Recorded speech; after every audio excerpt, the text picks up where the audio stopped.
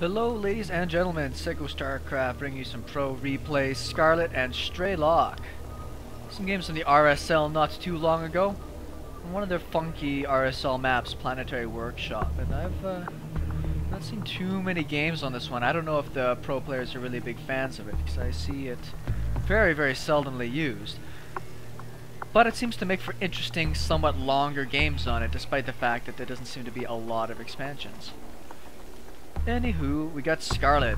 One of my favorite zerg players, just seems to be kicking so much butt right now at the top level. Very proud of her for doing such, sticking it to some of the Korean players and doing amazing. Strelok, always been there, always been pretty solid. Let's see how well he does against somebody of Scarlett's caliber. And I'd consider, of the foreign players, non-Korean zerg players, top 5 without too much doubt. I think if you included Korean players, you wouldn't quite fit into there, but do keep it just them. I think we're going to be doing alright. See if either of these players want to do anything super funky. This is from a couple of weeks back. The metagame really hasn't shifted that much since then. Let us just find out what the intention is here. We've got no gas in the Terran before racks, so I'm not expecting any type of Reaper play right away. Likely maybe even a command center on the low ground after a Marine comes out. On this side, we're up to 15 drones, so yeah, there goes the guy to make the low ground expansion. Excuse me, having a nice pomegranate mojito as I sit back and enjoy a few replays. Haven't had a chance to cast a lot of pro replays in a while. Been pretty busy, and there also hasn't been a ton of great new content put out there replay-wise to take advantage of. I do check a lot of the regular sites to try and find interesting games to bring you guys, and usually series. This is a best of 5. Between these two, so we should be able to get at least 3 games out of this, and it should be exciting. He's going to go scout, but I wouldn't be too surprised to see another command center come down here now that a Marine is on the way out as well. Overlord positioning, fairly important. Gotta be kind of careful here. This Marine is out. I don't think he'll be able to pick off this Overlord, but it might get close actually. No, there's the little spot. They'll get a few shots in on it there, but it's going to get to its home. I like when map designers put together these kind of little funky spots here. Looks like Strelok wasn't aware that this is a hiding place for high ground units. He could lift up. It would be a big waste of time for him to lift up his barracks to go chase down that Overlord at this point, but nothing's stopping him. The fact that I saw Marines out at this point, generally, for everything I've ever seen from the pro side, means you're not getting out Reapers after that fact. Double gas going down right after that though, so we should be moving up into tech here fairly soon. Zerg player, no gas, just going to keep punching out tons and tons of drones, and just a couple of lings out on the map here. They're just going to provide a little bit of scouting, make sure nothing funky happens. I have been enjoying watching Terrans such as Polt build up something between about 8 to 10 Marines, and then just going out and pressuring the third base. It's a little curious place to put that. I don't think he'll be proxying anything. This is where the third base is going to more than likely go down, but I think that's just going to be for a little bit of a delayed scout, more than likely. He sees that bunker there, so I don't think, Scarlett's going to push in too far. She should be able to see that bunker, no problem. Good Overlord positioning. Look at the economy wise. Start to pull ahead a little bit here for the Zerg player. There's been no harassment. This factory is going to be pumping out Hellions here pretty soon. A bit of a supply block there for Scarlett, strangely enough, which is really strange when you see that happen to pro players when there's no pressure happening to them. Generally, you're going to see that happening if they're a little bit under duress. But she doesn't look like she's going to be blocked for too long there. One should be popping in a couple seconds. 4 queens, so she should be getting a ton of creep spread happening here. Super important, I think, at the high level, though I'm starting to see... Oh, there's that barracks I was talking about. We are starting to see more players skip creep spread in the Zerg sense and just working on getting out really fast speed, getting less queens. But I just think there's so much more advantage to being able to have a couple more queens out and this creep spread. It keeps away the Hellions from the front. The creep spread in your base to be able to chase down drops if you're going into some sort of roach play. Ooh, looks like she might have tried to sneak by a scout there. No biggie. Down goes the other base. The Hellions are just there at the front. Scarlett will see those before they become too big of a nuisance. More gas is heading down. Pretty quick medevac there. Might go for some sort of Hellion lift into the main. This SV down here might have just been scouting to see if there's any vision of that. One Evo chamber for right now. See, she did take all of her gases at this point. Lair's almost finished up. Speed on the way. Now she's going to get into a little bit more unit production here. We see 6 lings about to pop. Should be enough if she gets a couple more to perhaps deny any of this pressure. It's tasty. It's a pretty quick spire as well.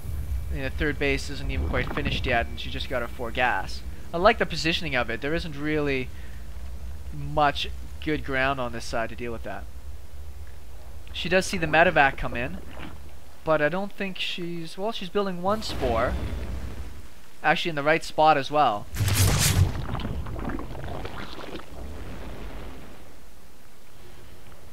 So we'll see if these widow mines end up having an impact here. You get a few zerglings there, but at the cost of a couple Hellions. Much rather save the drones and lose some lings. The crew spread is marching along. Let's see what the Terran player's idea here is. It's going into mass mech. Engineering bay going down. Likely because he saw the spire over here. He may have glimpsed that. Depends if he clicked on it or not. And it is going to need to get down a whole bunch of turrets here in the next little bit to deal with this. Going into mech. Early stage mech against any type of mutalist play is really tough to defend, because it's usually not until you're up to 3 or 4 bases that you can really get out a lot of Thors. Strelok is making 1 now. But that's not going to be mobile enough to really protect a large portion of his base. Doesn't look like this medevac got much accomplished. Only 5 meters on the way right now. Can't really expect too much more. She hasn't taken her 5th and 6th gases yet. That's going to limit her a fair bit. Great creep spread, loving that. Probably wouldn't be too surprised to see a 4th base happening here soon as well. Ooh, 9 meters.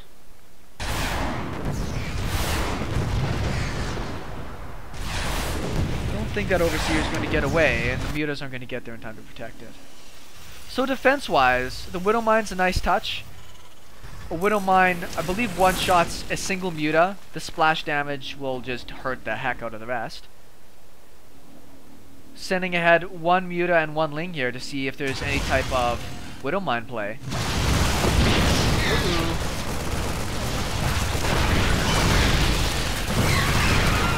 This is kind of cute. The splash damage from the tank actually helps take out that bunker. I do like moving around the Thor with the medevac there. I think that was really cute. Doesn't end up killing any mutas with the Thor, but it did manage to snipe off a tank, a full bunker, and really put this pressure on the Terran that's going to make it difficult for him to move out. Uh-oh. There is no detection right now for Scarlett, so she's going to have to be very careful. She should be aware that there might be Widow Mines. Avast. Doesn't look like she's making too many more mutas right now. Just enough to put on a bit of pressure.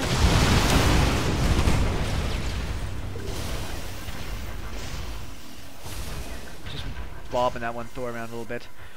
The Terran is going to have to really just turtle up. I mean, pretty good macro. 4 Hellbats, a tank, and the Thor all in production at once.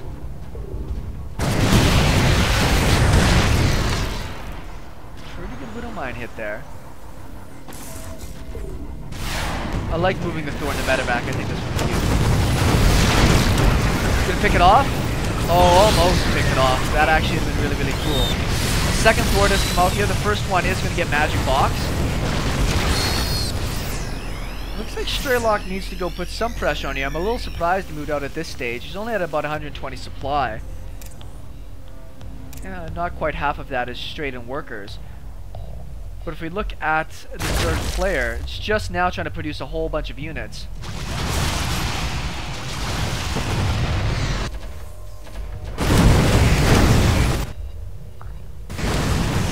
There really isn't much of anti-air in here other than this 1 Thor and 3 Widow Mines.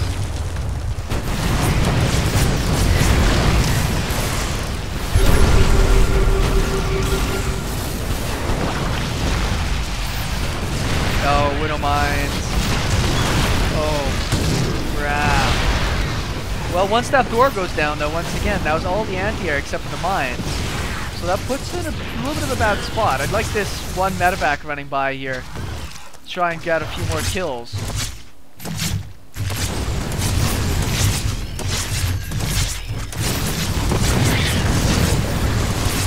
Really good work here for Strelok. Just getting what damage you can. He is getting pushed back here and he might lose another tank. See how good Scarlett's multitasking is, so yeah, she pulls back before losing too many. That could have been really dangerous. Moving creep spread up here to the north, this base is already getting saturated, so I really like the position Scarlett's in. Macro hatch, finally going to be going up towards the third tier of tech. Still, not a ton of mutas, not that like 30-40 muta ball we sometimes see played. With the splash damage that Terran Mech has, it's very dangerous to try to go that way.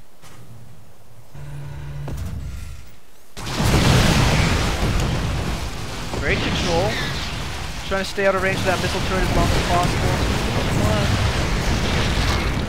I'm just going to try to pick away here and distract the Terran player who's still not even up on a third base. I'm surprised there isn't an overseer as part of this army just to help deal with what's going on here. There are 2 Thors at the front, so it's not like she's going to be able to get in there too easy. You still can magic box 2 Thors and do fairly cost-effective work. But it's a little risky if there are Widow Mines in there or anything like that. That's why usually as I start getting out about a handful of tanks, I usually go into straight Thor and Hellbat production and skip more tanks. Just so that way there's that little bit more opportunity to get that anti-air in place against mutas. And even if they go Broodlords, high impact payloads, quite useful. Pretty good flurry of units here. Looks like she might want to go for some sort of counter, but all these tanks are still in great position. Big splash damage to the tanks and the Widow Mine.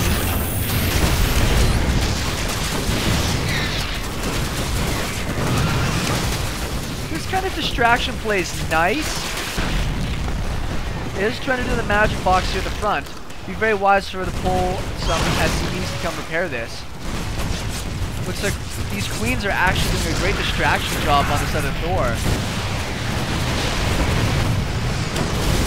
Everything is going to get cleaned up by Strelok, so it's a tough call for me to think if that was worthwhile. It wasn't really that much economic damage. Looks like she threw away a lot of resources and didn't get a lot done.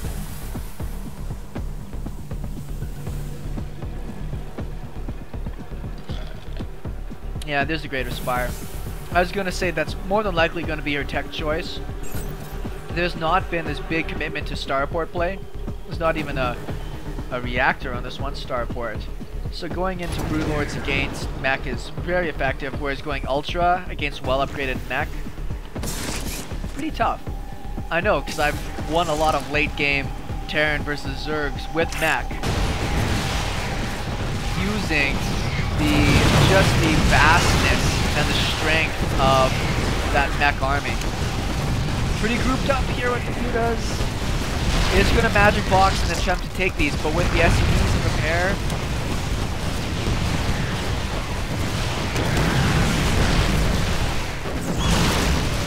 this is a very interesting kind of, we call like bad trading Zerg here. It's not that cost effective, but it's doing such a good job of keeping this Terran player just held back, and it looks like it's finally had enough, but there's once again no anti-air in this army.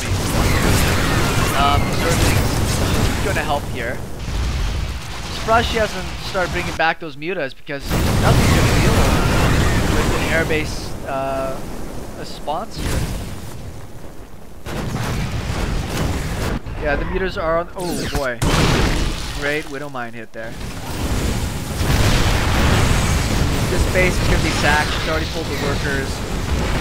Getting another base down here. Wow. Why not?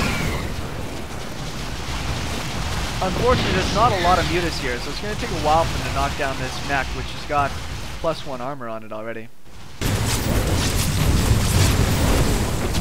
Really good amount of kills on these Hellbats here. Once again, these Zerglings are not going to do well. These are blue flame upgraded Hellbats. These Zerglings aren't even really getting close. They're almost getting one-shot by all this army. Oh, 2 Thors came in here.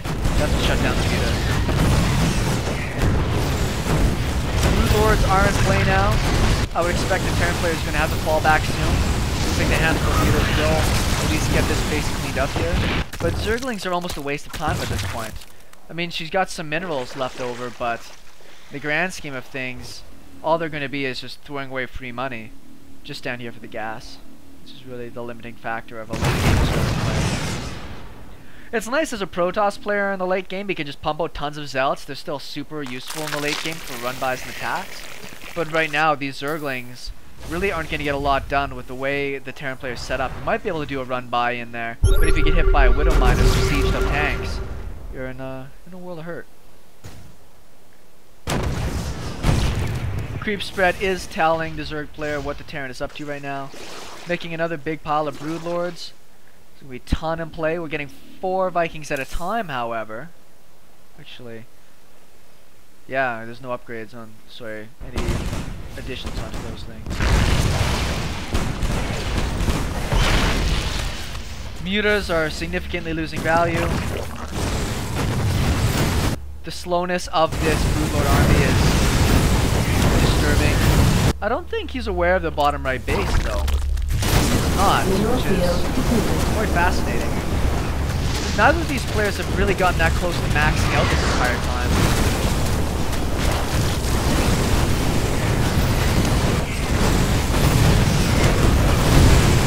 She doesn't have burrow for her drones, unfortunately, so it looks like they're all going to die. Looks like she did get a little bit of a Zergling run by here. Vikings are going to land and try and take care of that. This complete lack of mobility here out of this massive Zerg army, air army, is really setting her back. And I don't know what all of her corruptors are either. Does she have many in play? 4. Against what? Sorry, what's the Viking count here? 12. So you gotta be very careful. Scarlett's not in the best position. If she gets caught a little bit off guard here, it could be pretty big trouble. She is building the infestors, which can be pretty important. It's that old school Wings of Liberty composition, Brood Lord infestor.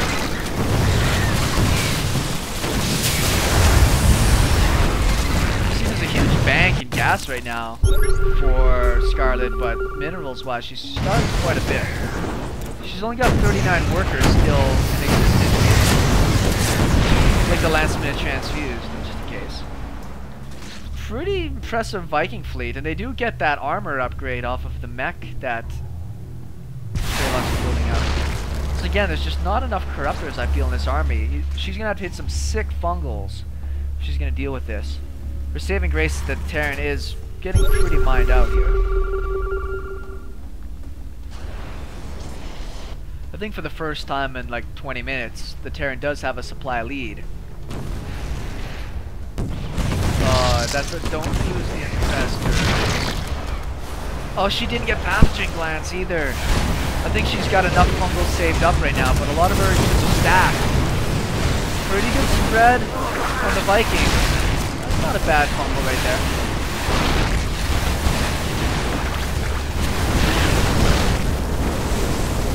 Losing a lot of overlords in this. Pretty big supply lock could happen.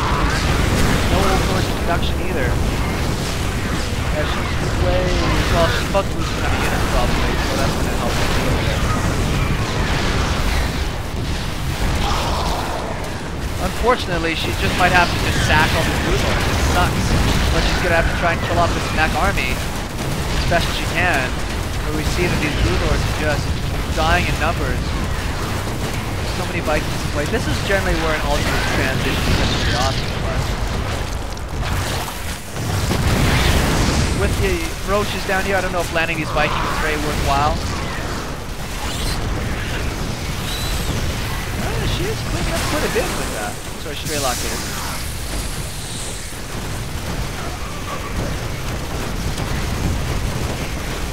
This base is like the last thing that really is giving any income to Scarlett here. It's down by 30 supplies.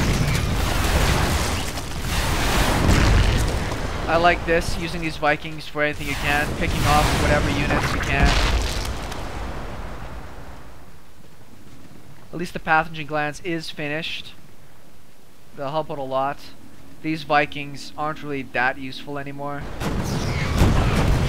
Wow, that is a lot of Vikings. Yeah, 14. We don't see any more air commitment. What would be pretty slick actually is to maybe come around behind and get some infested Terrans or something up here. Pretty oversaturated at this one base here for workers. Once again, the Terran really hasn't put too much commitment into getting another base. Creep hitting up a lot of these, and I don't think that he's still aware. No, he should be aware pretty quick actually. He's got a couple units heading down to the bottom. Got does he see it? Firepower. Tell that coming through. Yeah, he does. That's got to be a bad feeling. Units are moving down here to try to intercept. At least there's some spines here. Not a lot of tanks, a lot of Vikings in play. He's dead, essentially.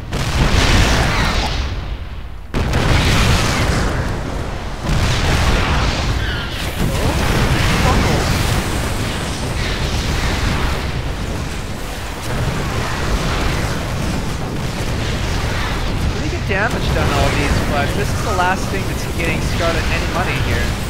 So, ooh. Wow. Infested Terrans are nowhere near as good as they used to be without getting the upgrades or anything in place. They're just... I've very seldomly seen Infested Terrans really make the difference in anything. He's going to float down his main command center to take that base. A couple bucks left up here. What do we got?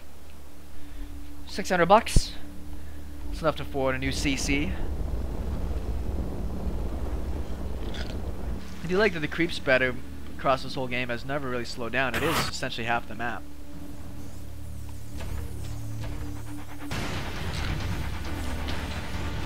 Where is Scarlett mining from? I think that's the last patch that she's long distance mining. Still nothing but infestors. Half the supply of the Terran.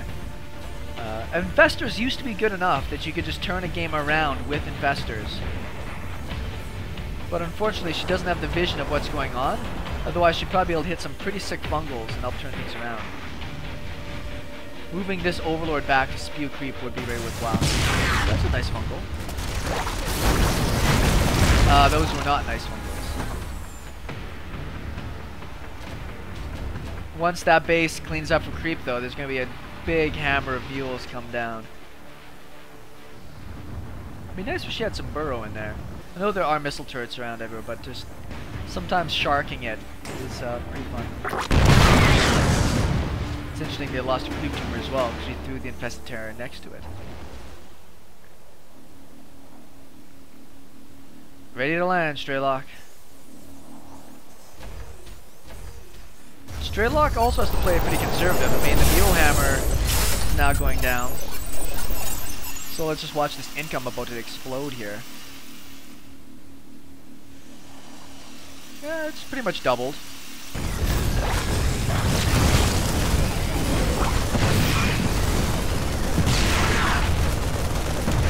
I don't know how many that was taken there. A little bit of maybe a base trade.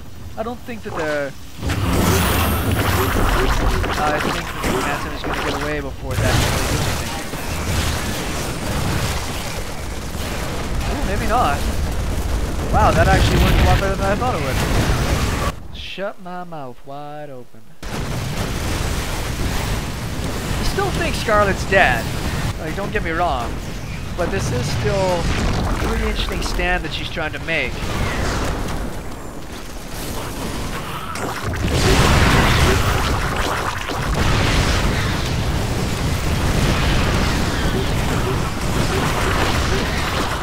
That is a lot of effects there.